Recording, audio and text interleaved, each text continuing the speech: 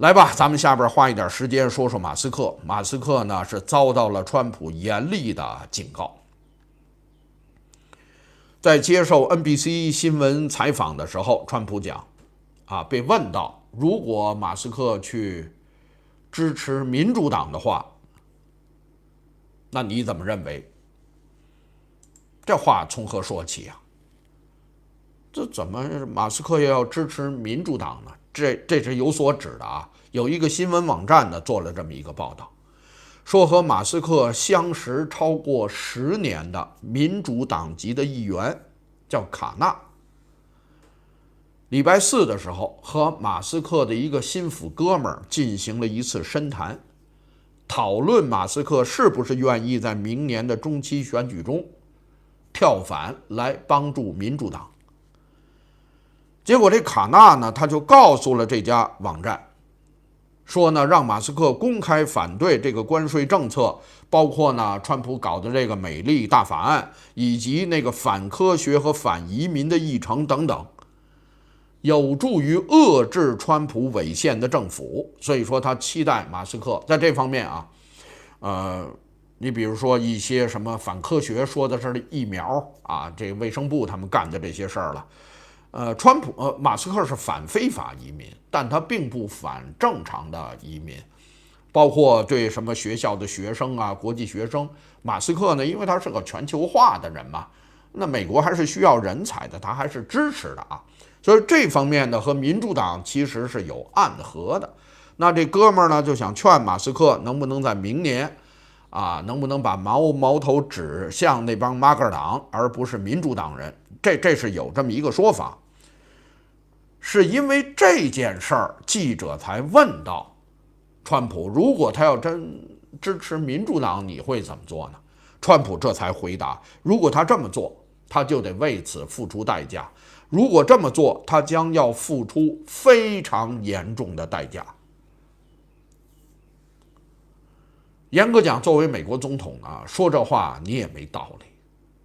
作为一个亿万富翁，你比如说作为一个金主，我爱支持谁支持谁，我有我的自由啊，你管得着吗？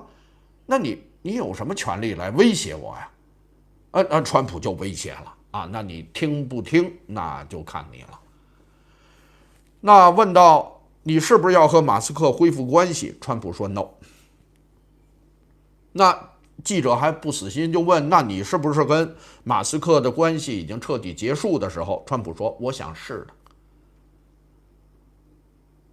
那本来说的是礼拜五的上午经过白宫顾问们一帮劝吧，两边给说和，本来说上午呢两边能通个电话，最后时刻川普拒绝了，我没工夫跟他打电话，我一会儿要跟中国谈，要跟俄罗斯谈，要跟伊朗谈，没时间跟他吵这个。当然我希望他都好当然话是有所往回转，在飞机上话呢说的是还算是比较克制，结果在接受 NBC 采访的时候，人家成功的撩拨他，你看民主党人可找他了，他可能跳反到那边，你将付出严重的代价，这话呢就都跟出来了所以说呢，这里边咱把这个过程给说清楚。那近期还有没有两边通话？我没打算和他说话。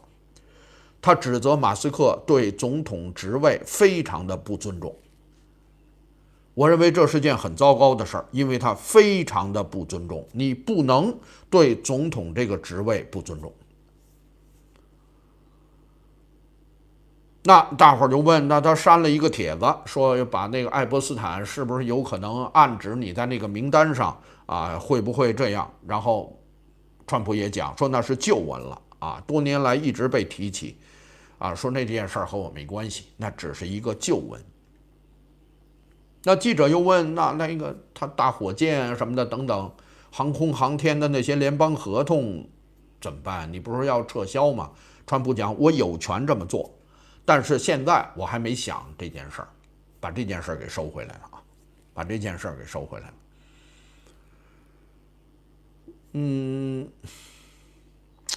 是有点意思了他说最后也说到了那个法案他觉得他太沮丧太心碎了当然这是个遗憾，其实那法案挺好的他说了一些这方面的话了。这里边呢，严格讲，这个威胁，如果你真的是要跳反支持对方的话，你的后果会非常非常严重。那他能做些什么呢？因为毕竟马斯克搞的很多突破性的东西是要得到政府相关部门审批的。你比如说你的无人出租车自驾技术，包括那个脑机连接的那个神经技术公司，那人脑对接，你这不是闹着玩的呀？这要得到美国什么卫生部门要批准的呀？这不是闹着玩的啊！包括你的航空航天，你拿着政府220亿美元的大合同呢，所以说你这个都在川普的手里。所以说一句话，你的火箭发射，我说不让你干就不让你干了，220亿美金的合同不给就不给了，卫星服务说不行就不行了。你的无人出租车等等，所有包括人脑对接，你包括你的星链，所有的东西都在美国政府的手里呢，因为这都是一些突破性项目，都是要政府审批监管的。那我拖拖你，我整整你，这还不容易吗？我都让你抓不着把柄，我就能把你给办了。所以说这个是很厉害的啊，这个威胁是有的。那现在先说打火箭这件事儿，220亿合同，那这里边讲了，说周四以后，就因为这两边出事儿以后，NASA 已经开始跟4家公司来联系。这4家公司呢，有什么商业太空公司贝索斯的那个蓝色起源，还有那个什么 Stock Space， 还有什么那个另外的一家什么公司我字儿太小看不见了，都接到了政府官员的电话和联系，询问他们的火箭状况以及何时可以执行政府的任务。大家看了吗？不用你了，220亿也可能就没戏了。另外，这是华盛顿邮报的报道，白宫安全官员发出警告，马斯克的星链对美国构成安全威胁。所以说，马斯克这个人确实是有冲动的一面。你当初对乌克兰的事儿，那星链我可能不给了，人大伙一看，合着我们弄的整个的星链系统，就你一句话就可以废了，而且你要服务于你的政治目的。那大伙谁还敢用你这个呀？你看很多，你比如说微软呀、Google 给全世界提供各方面的技术服务，从来人家也没说过这话，稳定的给大家提供服务，不会为你的某个政治目的我要拿这个来做出威胁，你别提这事儿。你看你提到了你的那个火箭计划，那现在 NASA 就直接找4家公司，谁能替他？你既然提出来了，你就真的是有可能哪天把你那龙飞船就不让我们用了，我不会被你拿着的。包括你的星链，美国自己都认为你对美国安全构成威胁，我不会听你的。所以说，这对马斯克确实是一个巨大的威胁这是有那马斯克为什么删帖呢？这件事儿呢，我把前因后果呢，在 AI 的帮助下，我也把它给找出来了。为什么删帖呢？主要是因为一个人这个呢是他的一个股东怼了他一下。咱们看看整个的过程首先看呢，马斯克的原帖确实是自己主动撤回的，他那个影射暗示的那个内容是自己主动撤的。为什么呢？有一个叫詹姆斯Fishback， 就是咱们就说詹姆斯吧就在马斯克那帖子下边留了这么一段言，说你到底在说什么呢？拜登司法部已经掌握爱波斯坦档案4年了，你真的相信他们会放过可以炸毁川普的证据而不用吗？而去编造什么海湖庄园的文件门事件，他认为那都是编造的这是一个川粉跟马斯克讲。他的意思我明白，就是说他讲，如果他们要有那个证据，也就是海湖庄园里边那些东西的话，有的话，他们早拿出来打击川普了。所以说你的这些暗示和影射是毫无根据的，完全荒谬的，成熟点儿，道歉，然后开始工作吧。说我们的股东啊，他是投资人啊，我们的股东还是支持你的，专注干你的活吧。这是资本的警告啊，这是他的一个大金主给他的一个警告。所以说呢，他为什么删帖？实际上呢，我们原来老知道马斯克好像是无有不知、无有不晓，什么他都知道。但是他既然提出爱泼斯坦那个大银魔小岛上的那个名单，他应该是知道些什么。那到现在看，按照这个人的说法，这个逻辑的话，那这件事儿在拜登他们手里已经有4年了。如果这里边确实川普在里边有什么不堪什么的，那人家肯定早抓到，早会利用这件事儿把川普摧毁了。那人家都没用，也就说明呢，那里边好像跟川普事儿不是特别大。当然，川普和那2个大淫魔关系是很好了，这个有很多照片可以证明。但你说他是不是在里边干了那些丧尽天良的事儿？到现在如果要有的话，那民主党早就毁了他了。他是用这番道理来说服的马斯克。马斯克呢，基本就闭嘴了。这个当然这是大伙儿一块给梳理出来的这么一个马斯克就删帖了。他倒不是因为川普说的威胁他了，他赶快给删了就是没有我你还是赢不了大选，那个还都在那真伤人这真伤人。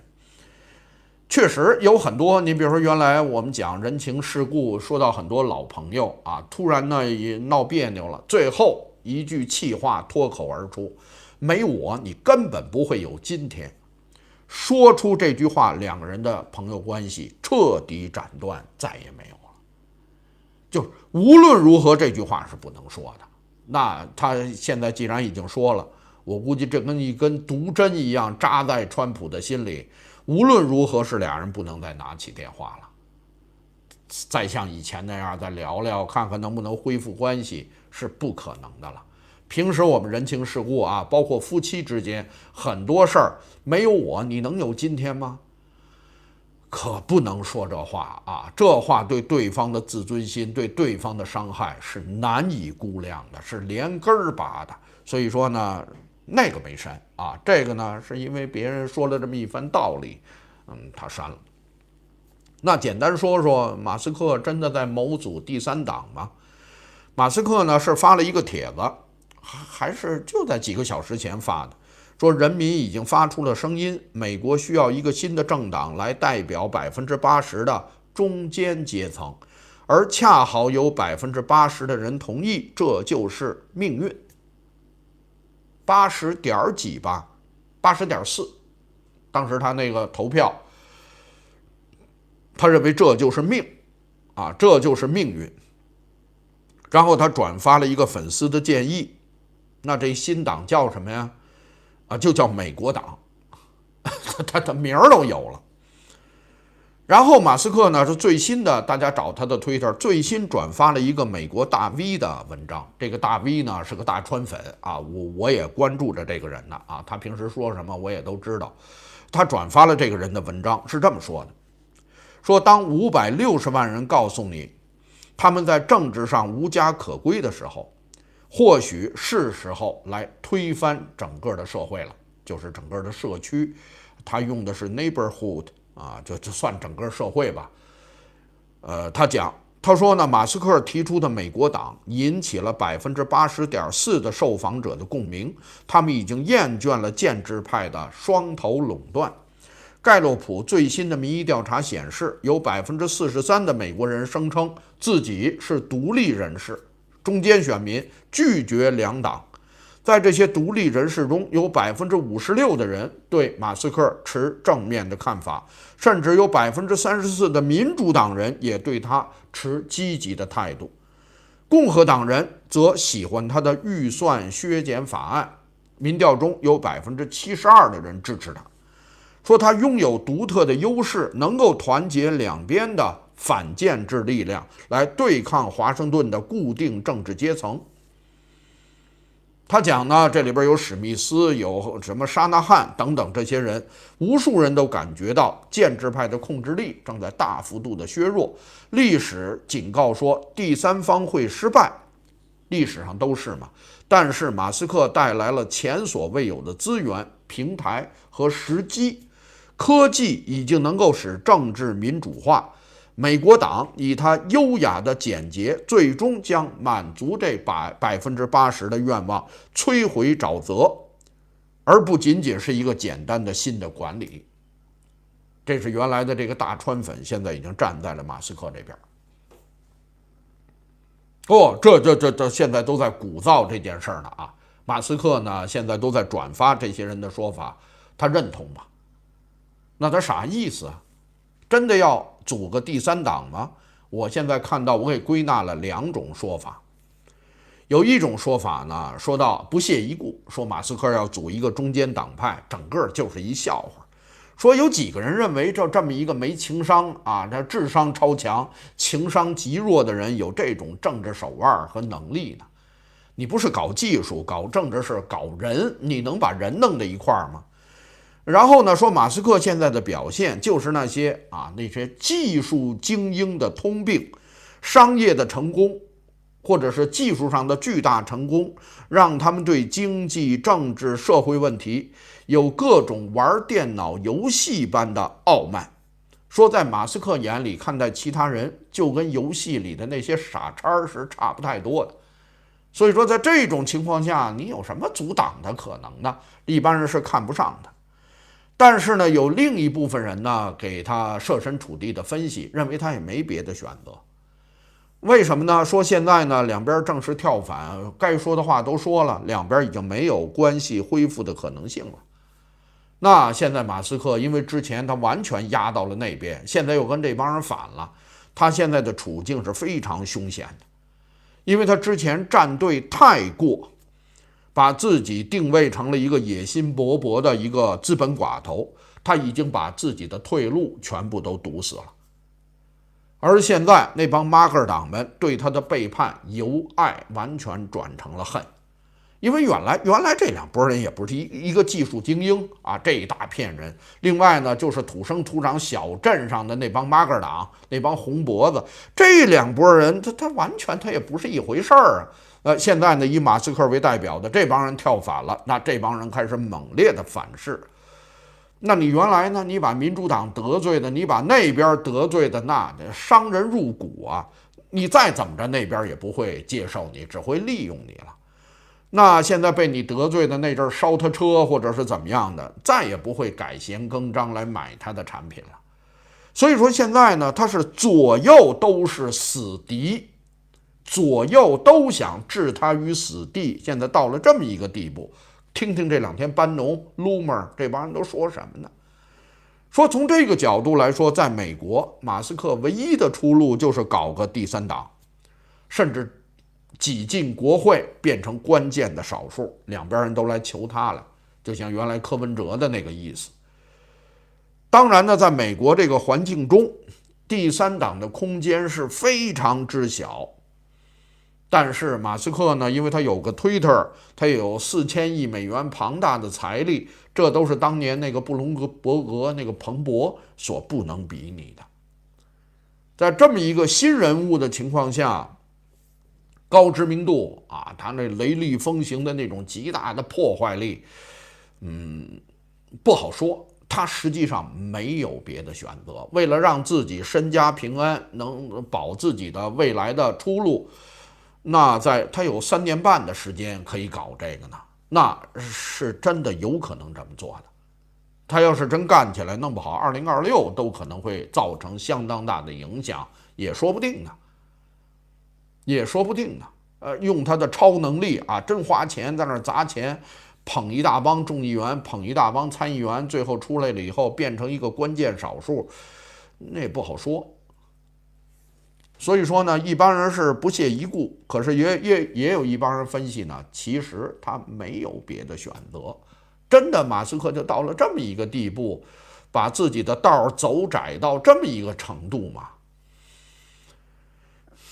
那你要让我说一个字儿，那就是该；2字儿就是活该。